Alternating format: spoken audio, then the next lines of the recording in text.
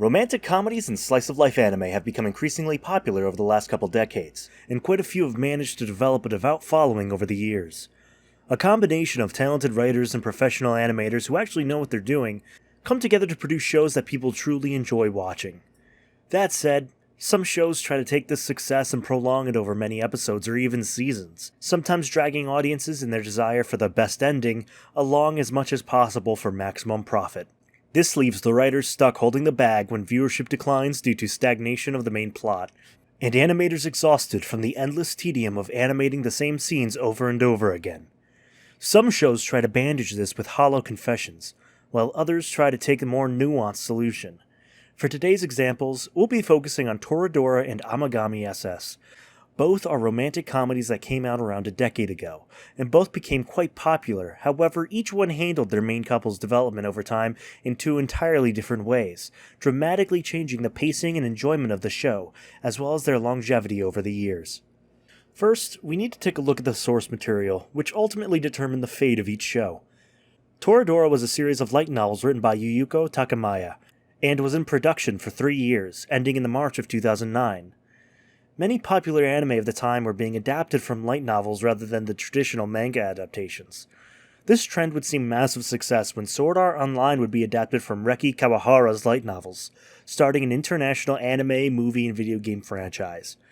Because of its source material, Toradora came from a solid position in terms of its writing.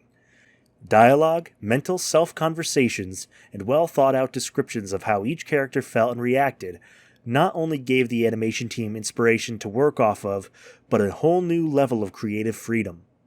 Other than the base character designs with the help of artist Yasu, the animation team were allowed to invent the world of Toradora from the ground up to complement the story they were developing.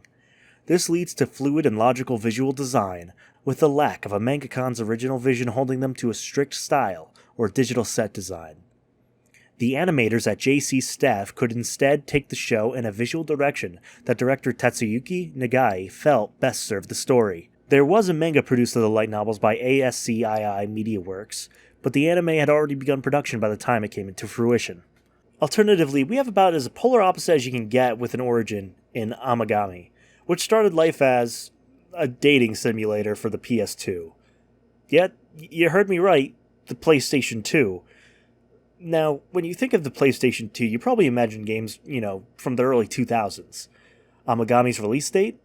March 19th, 2009. Almost 3 whole years after the release of the PS3. Despite this, the game had moderate success, becoming one of the few PlayStation 2 titles ported to the PlayStation Vita in 2014. Multiple manga studios, from game developer Enterbrain to Toradora's own ASCII Media Works, would adapt the game into the printed medium, culminating in an anime by AIC, and licensed by Sentai Filmworks. Dating sims are a relatively simple concept. You have multiple potential candidates of different personalities, histories, and styles. Your job as the lucky protagonist is to pick the one you want and try to bang them. Romantic, right? Well, depending on which one you play, there can be some pretty impressive depth to how you develop a relationship with your chosen target, with the wrong choice ultimately leading to disappointment for your young hormone-filled heart. This kind of tumultuous writing style became easy pickings for the anime industry, which learned that emotional torture can be very, very profitable.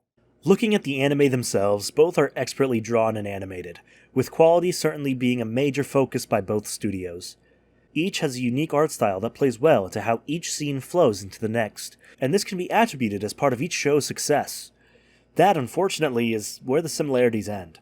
Toradora is a story about 2 outcasts trying to help each other get the confidence to ask out the person they like, only to find out that their idea of the perfect girlfriend or boyfriend was really just a selfish desire to find someone to fix their own flaws. I highly recommend after this video that you check out Ryoga's Toradora review, as they really break down the relationship between the cast of the show and how they play off each other in surprising ways. And I'll link it at the end of the video. But today, we aren't diving that deep into the show, but we are taking a page out of Ryoga's analysis, particularly the idea that the people that make us happy aren't always the best romantic partners, and alternatively, the people who share and understand our flaws might make the better partner than the people we believe will fix them.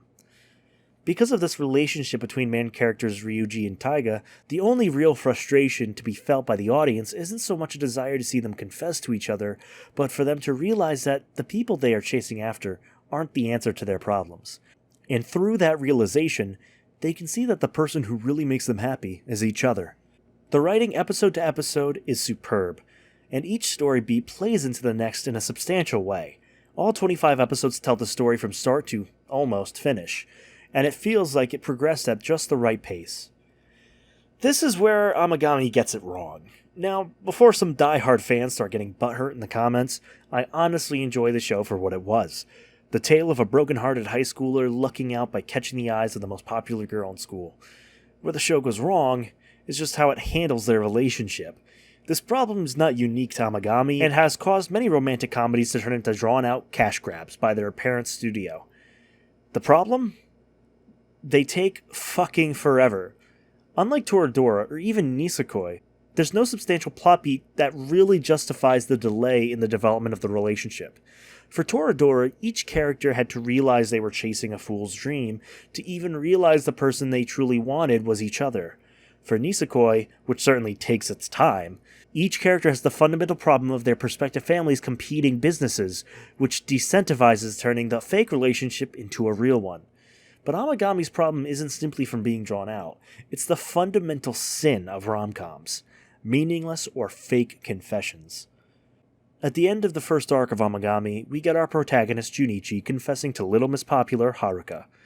The confession is one of the biggest moments in a rom-com's development, and in order to maintain viewer interest in the story, the studio decided to have the two quote-unquote get together at the end of this first arc.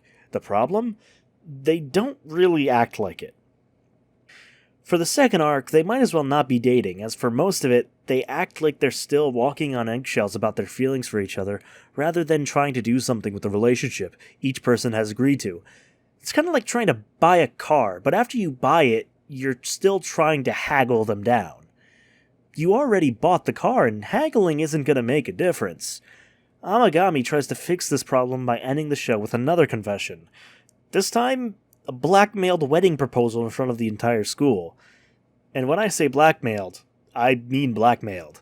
Junichi was told that his girlfriend would be going back to England with her family after she graduated, forcing him to propose to her or lose out altogether. In reality, she was only going for a week. I mean, talk about entrapment. The shallow confession of a relationship the show has no desire to develop leads to the feeling of being drawn out. You feel like the showrunners are trying to spread you over toast like butter, only you get thinner and thinner until there's no butter left. Thank you, Bilbo. Shallow confessions are like the best friend death of rom-coms. It's a cheap tool that diminishes the characters involved in an attempt to play off the audience's commitment to said characters. And it's a habit that isn't going away anytime soon. Rent-a-Girlfriend, spoilers, had a pretty bad one itself, involving main character Kazuya finally confessing to his fake girlfriend Chizuru, only to then, in the next chapter, say that he chose her as a rented girlfriend, completely destroying the purpose of the confession.